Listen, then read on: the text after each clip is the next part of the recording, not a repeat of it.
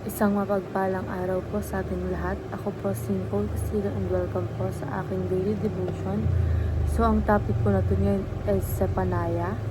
So, Zephaniah is a prophet in the days of Kings Josiah.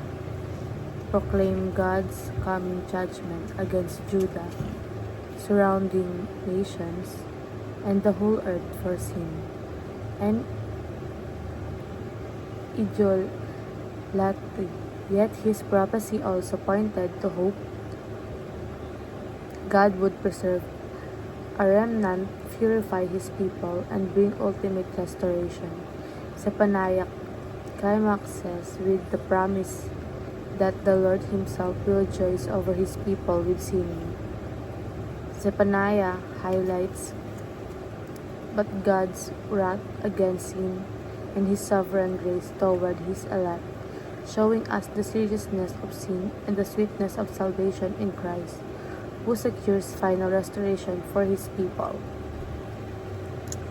So, ayon po sa Zephaniah chapter 1 verse 14 to 15, the great day of the Lord is near coming quickly.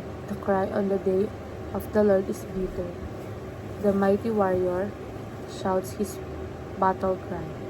The day will be a day of wrath, a day of distress and anguish, a day of trouble and ruin, a day of darkness and gloom, a day of clouds and blackness. So, ayon po sa ating katuruan, the day of the Lord shall come against evil. So, ibig sabihin, darating ang araw na kikilos ang Diyos laban sa lahat ng kasamaan. So, hindi mo natin makita ngayon ang hustisya, pero sure tayo na may araw ng judgment. God will not let evil go unpunished forever. And the day of the Lord is judgment and salvation. So, ang araw ng Panginoon ay hindi lang tungkol sa judgment. Ito rin ay araw ng kaligtasan para sa kanyang mga anak, while the weak face judgment. God's people will experience deliverance. Dalawa ang sides nito, punishments for sin and rescue for the faithful. And the Lord hides and protects his people. Sa gitna ng chaos at paghukom, ang Diyos ay nagtatago at nagpoprotekta sa mga nagtitiwala sa Kanya. He becomes our shelter, our safe place, our refuge.